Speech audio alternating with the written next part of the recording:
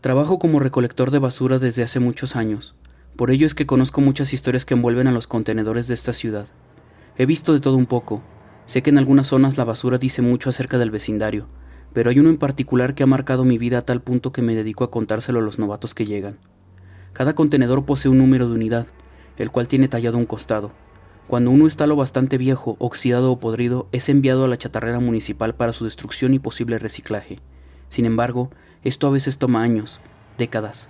El que más recuerdo y el que es protagonista en esta historia es el que tenía el número de unidad C302Z3. Cuando comencé en este trabajo hace unos 12 años, desconocía por completo las historias que se contaban acerca de este contenedor. En aquel entonces, recién había egresado de la preparatoria y entré a trabajar en esto como una forma de ganar dinero rápido. Además, yo no quería trabajar en algo que tuviera que ver con atender gente, y la idea de encontrar cosas que pudieran venderse entre cúmulos de desperdicios me atraía más. Existían varios turnos para trabajar, pero yo escogí el nocturno debido a que me pareció que era el más tranquilo. Al cabo de un par de días, me embarqué en mi primer viaje por las calles con el equipo que me entrenaba.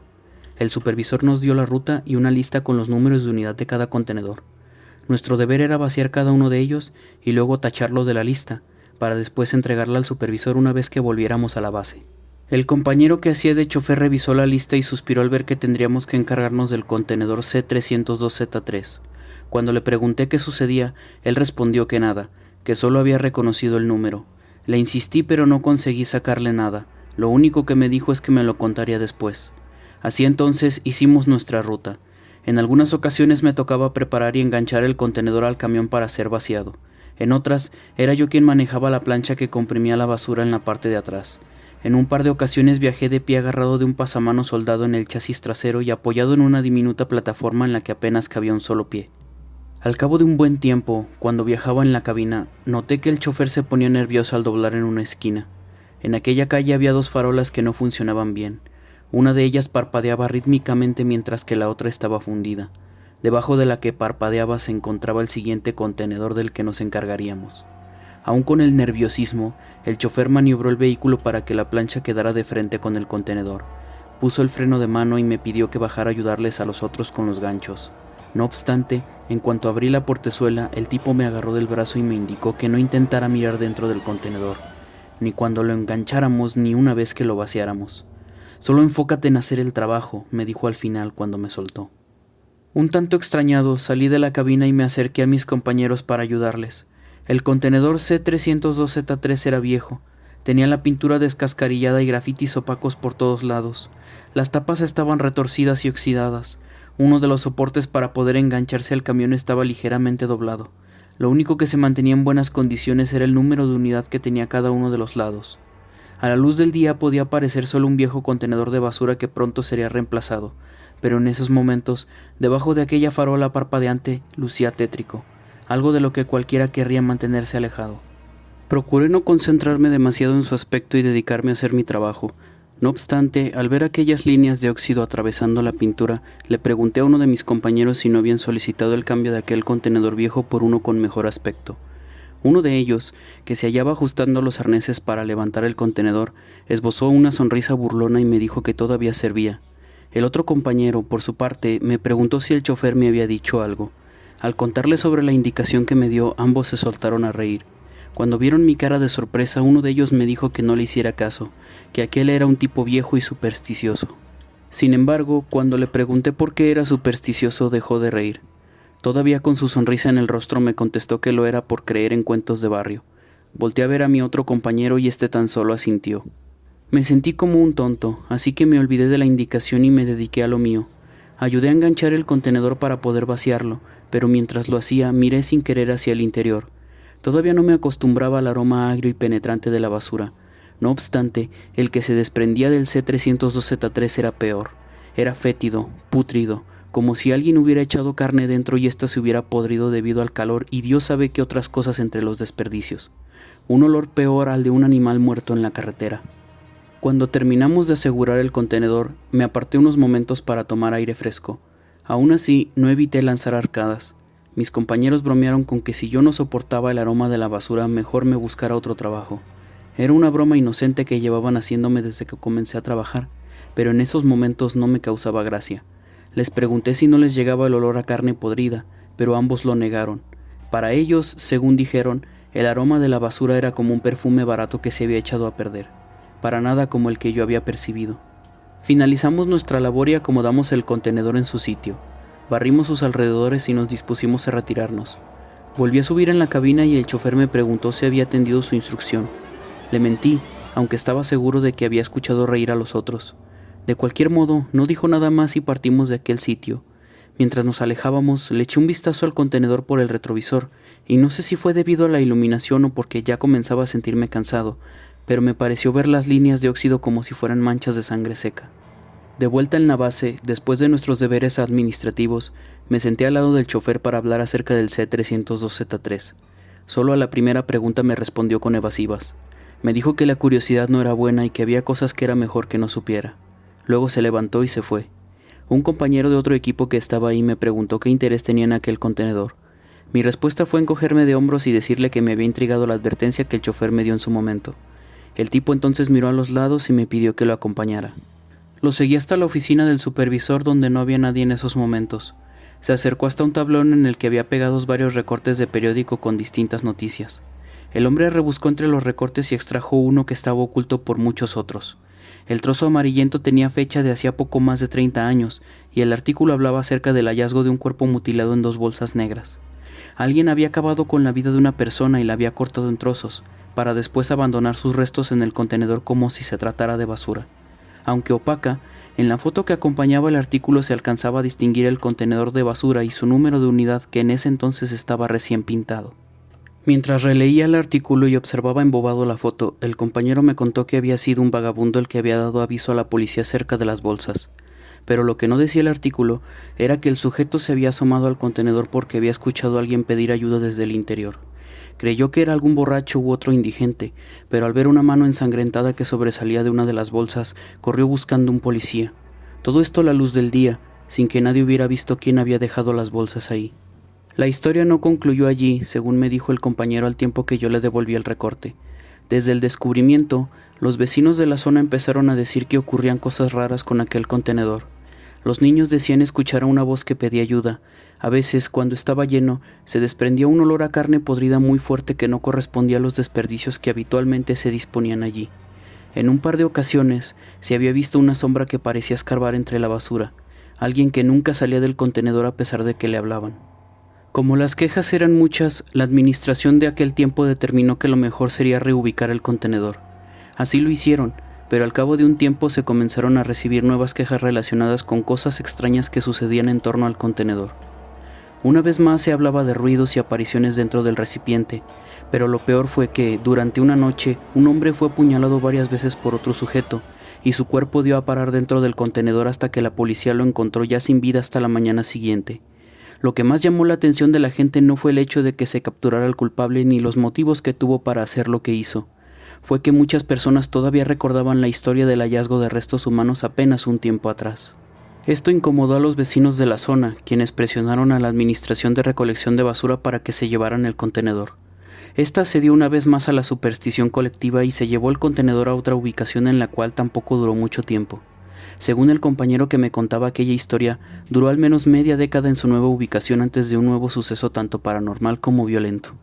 Esta vez se vio involucrada una cuadrilla de recolectores de basura, alguna generación mucho antes de la mía. Resultó que durante una recolección, uno de los trabajadores escuchó que alguien pedía ayuda desde el interior del contenedor cuando éste era levantado para ser vaciado.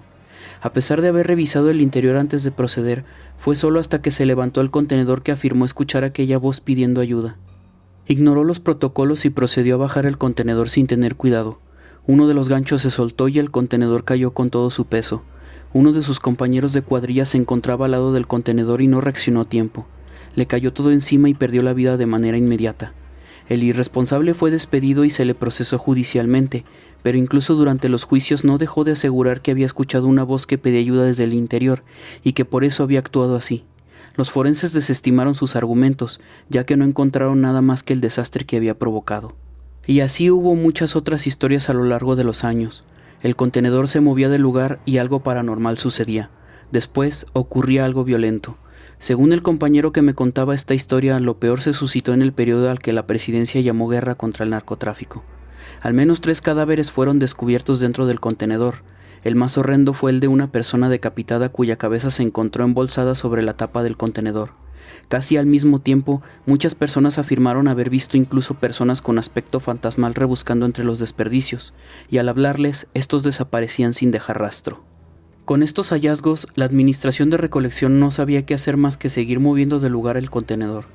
La mejor solución que se les ocurrió, lo que dio cierto resultado, fue dejarlo en colonias de reciente construcción en las que se suponía no habría mucha basura. Funcionó durante un buen tiempo hasta que, hace 5 años, una persona descubrió un feto entre los desperdicios. Lo sorprendente es que había sobrevivido, pero acabó por fallecer una semana después en un hospital de maternidad. Fue entonces cuando se movió el C-302Z3 al sitio en el que se encontraba en la actualidad, y todavía en algunas ocasiones se recibían llamadas acerca de sucesos extraños que ocurrían con aquel contenedor. Algunas de esas llamadas describían el llanto de un bebé que salía del interior. Tragué saliva al final de aquel relato. El hombre, quizás con la esperanza de tranquilizarme, me contó que también abundaban los testimonios de personas y otros compañeros que aseguraban no haber escuchado ni visto nada en todo el tiempo que había transcurrido desde el primer suceso. Era por eso que la administración se negaba a disponer de una vez por todas de aquel contenedor. Su excusa aún servía para su propósito. Lo último que me dijo aquel compañero era que, si yo creía en esas historias, fuera prudente. De lo contrario, al menos debía tener respeto ante los que sí creían en ellas. No obstante, yo era joven y curioso, y a pesar de las advertencias, quería comprobar la veracidad de los relatos. Sin embargo, por mucho que mostrara interés en las rutas en las que se incluía aquel contenedor, no veía ni experimentaba nada más allá que el nauseabundo aroma que se desprendía en ocasiones de su interior. Fue solo cuando le perdí el interés y que estaba preocupado por otros temas que me tocó vivir a mí una experiencia de ultratumba. Se me había reasignado a otra cuadrilla y nos tocó la zona en la que se encontraba el C-302Z3. Uno de mis compañeros conocía las historias que lo envolvían, pero no creía en ellas. Por tanto, nos dedicamos a lo nuestro. Pero fue en el momento en que enganchaba el contenedor cuando ocurrió. Mi compañero se hallaba barriendo los alrededores. Yo terminaba de asegurar el segundo gancho y oí una voz pidiendo ayuda. Como era la voz de un hombre y yo estaba un poco distraído, pensé que se trataba de mi compañero. Por lo tanto, le pregunté a él si todo estaba bien. Él se mostró extrañado y respondió que sí. Me devolví entonces a lo mío y justo cuando revisaba que los ganchos estuvieran bien asegurados, noté que algo se movía dentro del contenedor. Dejé lo que estaba haciendo y me acerqué a la tapa abierta para ver el interior. La luz parpadeante de la farola no ayudaba mucho, pero alcancé a percibir a alguien aparentemente sepultado entre la basura que trataba de salir. Llamé a mi compañero y me metí hasta la cintura en el contenedor para alcanzar a la persona. Escuché que mi compañero me preguntaba qué pasaba, pero eso quedó muy lejos cuando por fin alcancé a la figura sumergida entre los desperdicios. Lo que vi fue horrible, pero fue más lo que sucedió a continuación. Vi una cara que tenía manchones de sangre coagulada por toda la cara. Vi unos ojos a punto de salirse de sus órbitas que me miraban fijamente. Vi una mano huesuda y repleta de llagas que se extendía y me apresaba la muñeca. Con una fuerza sobrehumana empezó a jalarme hacia el interior del contenedor, y de no ser por mi compañero, aquella cosa me habría arrastrado por completo hacia aquella oscuridad en la que moraba. Mi compañero me sujetó de la cintura y me sacó, pero tan pronto caímos los dos al suelo yo me levanté de nuevo y miré hacia el interior del contenedor. No había nadie allí, solo había basura. Histérico, alcancé la escoba con la que mi compañero había barrido y escarbé con ella entre las bolsas. No encontré ningún cuerpo humano, tan solo desperdicios, y un hedor a putrefacción que me provocó náuseas terribles que acabaron por hacerme vomitar. Tras aquella escena, me aparté varios metros del contenedor y me senté hasta que me tranquilicé y tuve fuerzas para contarle a mi compañero lo que había visto en el interior. Él se mantuvo sereno y no hizo ningún comentario hasta que terminé de hablar. Me sugirió que se lo reportara al supervisor y así lo hice cuando regresamos a la base. La respuesta que recibí me decepcionó, aunque ya me la esperaba. «Así que a ti también te tocó», fue su comentario. Me dijo que lo tendría en cuenta y que tuviera cuidado siempre que me tocara trabajar con aquel contenedor. Le pregunté entonces si se iban a deshacer de esa cosa algún día, pero él se encogió de hombros y contestó que no dependía de él, que la administración decía que todavía servía. Y tuvo razón, porque tiempo después de mi experiencia, la cantidad de quejas de parte de los vecinos era muy grande y acabaron por reubicarlo en otra colonia. En todo mi tiempo trabajando en esto, he visto el contenedor C-302Z3 en al menos 5 fraccionamientos distintos, y todo ello por testimonios de mucha gente que aseguraba haber visto o escuchado cosas que salían de su interior. Sombras, lamentos, pedidos de auxilio, y misteriosas figuras que se abrían paso entre las bolsas tratando de alcanzar al pobre incauto que se asomaba a ver qué pasaba. Lo que sí es un hecho es que ese contenedor está maldito, no solo por sus apariciones, sino por las tragedias en las que se ha visto envuelto. A pesar de lo viejo que es, la administración se niega rotundamente a deshacerse de él.